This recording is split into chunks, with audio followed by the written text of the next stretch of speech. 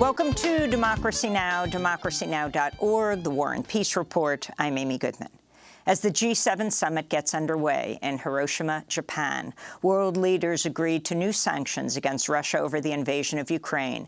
Ahead of their first joint meeting today, President Biden and other leaders paid tribute to the victims of the world's first nuclear attack, the U.S. bombing of Hiroshima, August 6, 1945, laying wreaths at the Hiroshima Peace Memorial and planting a tree. President Biden did not issue an apology for the attack. A group of anti-nuclear activists rallied on the streets. Biden is in Hiroshima, and he's brought along with him a button to fire a nuclear missile. I cannot forgive him for this. He needs to apologize to the people in Hiroshima. At least 140,000 people died in the atomic bombing of Hiroshima, which leveled the city. 3 days later, the U.S. dropped an atomic bomb on Nagasaki, killing another 74,000 people. Japan's Prime Minister, Fumio Kishida's family, is from Hiroshima. He lost relatives in the city's bombing. Kishida has pushed for the abolition of nuclear weapons while leading the nation's biggest military buildup since World War II. Meanwhile, Oxfam reports G7 countries collectively owe poor nations in the Global South more than $13 trillion in development and climate assistance. But instead, these countries are saddled with daily debt repayments of $232 million, deepening the global chasm of inequality. Ukrainian President Volodymyr Zelensky is expected to appear at the G7 summit over the weekend to appeal for more arms and aid for the war. Russia and Ukraine have agreed to a 2-month extension of the Black Sea grain deal, which grants Ukraine safe passage to export food and fertilizer. UN Secretary General Antonio Guterres said the extension would save lives. These agreements matter for global food security. Ukrainian and Russian products feed the world.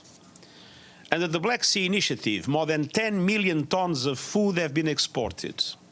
The Pentagon said Thursday an accounting error led to the overestimate of the value of arms shipments sent to Ukraine by the Biden administration as part of a $44 billion military aid package approved by Congress last year. The Pentagon said by correcting the errors, it could send another $3 billion worth of weapons to Ukraine.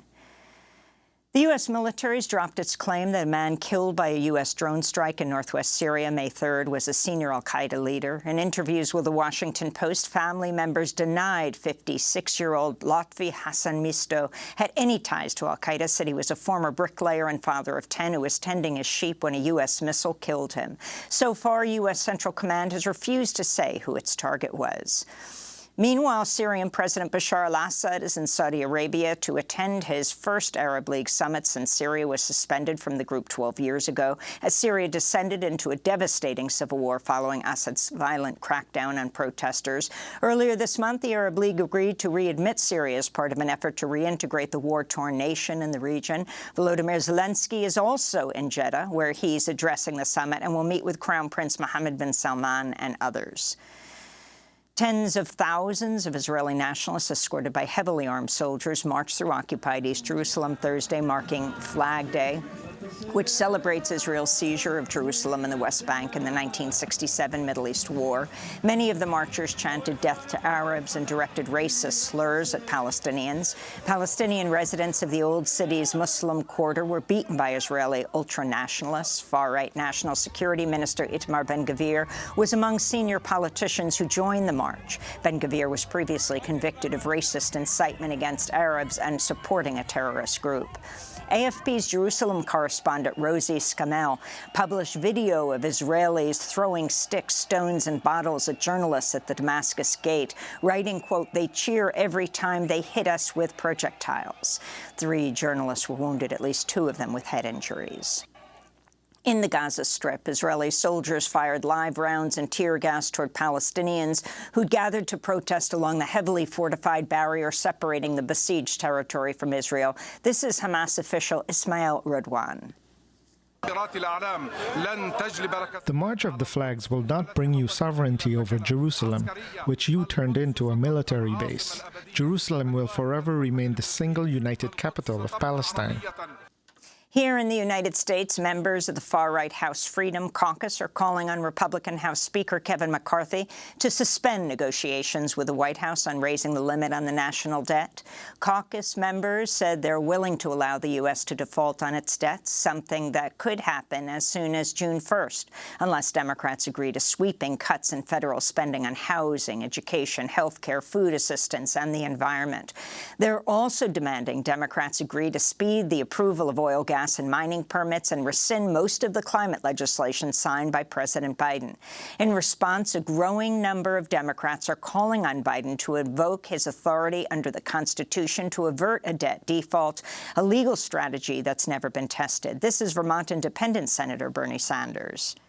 In fact, the 14th Amendment of the Constitution clearly states, quote, it's not ambiguous, the validity of the public debt of the United States shall not be questioned, end quote. Is this a perfect solution? Is imposing the 14th Amendment a perfect solution? No, it is not. But using the 14th Amendment would allow the United States to continue to pay its bills on time and without delay, prevent an economic catastrophe, and prevent devastating cuts to some of the most vulnerable people in this country.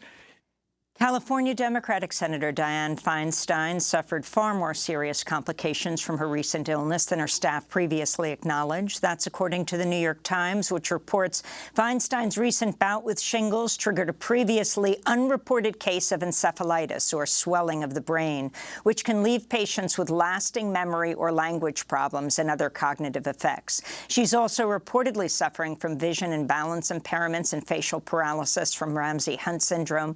Feinstein, who's 89 years old, returned to Capitol Hill last week after a months-long leave during which she missed more than 90 floor votes. Her absence also held up dozens of votes on President Biden's nominees to federal courts in the Senate Judiciary Committee. A growing number of Democrats have called on Feinstein to resign, but so far she's refused. Progressive lawmakers have reintroduced legislation that would expand Medicare coverage to all U.S. residents. The Medicare for All Act of 2023 has garnered more congressional support than ever before, with over 120 lawmakers backing the measure. Washington Democrat Pramila Jayapal, who chairs the Congressional Progressive Caucus, says 38% of people surveyed last year reported they did not get the medical care they needed because it was too expensive. That's not to mention the millions who are drowning in medical debt and the millions who are one broken bone, one car accident, one new prescription away from medical bankruptcy. An estimated 68,000 people die every year solely because they can't afford health care.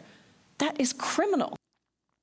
In more news from Congress, legislation that would guarantee paid family and medical leave nationwide was introduced Wednesday. The measure, co-sponsored by Democratic Congressmember Rosa DeLauro of Connecticut and Senator Bernie Sanders, would grant everyone working for businesses with 15 or more workers to earn up to 7 paid sick days a year.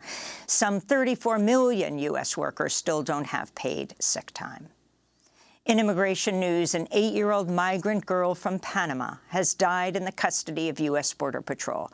Anadith Tane Reyes Alvarez was being detained at a border facility in Harlingen, Texas, with her parents and 2 older siblings when she began experiencing a medical emergency and was later pronounced dead at a local hospital. Customs and Border Protection, or CBP, said Wednesday. Her parents, who are from Honduras, said she was born with a heart condition. Honduran officials are demanding a thorough investigation into what happened. This is the first known death of a migrant child in Border Patrol custody under the Biden administration and comes a week after it was confirmed a 17-year-old Honduran migrant teen died at a U.S. Health and Human Services facility in Florida earlier this month. A 4-year-old child from Honduras also died in March in HHS custody.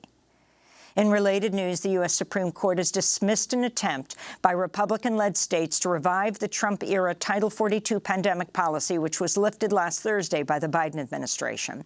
The rule was enforced for 3 years, leading to the expulsion of nearly 3 million asylum seekers at the U.S.-Mexico border without due process. And Democratic Congressmember Cori Bush has introduced a bill that would allocate $14 trillion in reparations for Black Americans. The progressive lawmaker from Missouri spoke Wednesday at a news conference in front of the U.S. Capitol. We know that we continue to live under slavery's vestiges. We know how slavery has perpetuated Jim Crow. We know how slavery's impacts live on today, from the black-white wealth gap to voter suppression, to segregation and redlining, to disparities in infant mortality rates and other health outcomes. When the black-white wealth gap is $14 trillion, it's unjust, and it wouldn't happen in a just and fair and equitable society. Congressmember Cori Bush was surrounded by co-sponsors of the bill, including California Congressmember U.S. Senate candidate Barbara Lee, who also introduced a resolution to create a commission on truth, racial healing, and transformation. And those are some of the headlines. This is Democracy Now!, democracynow.org, The War and Peace Report.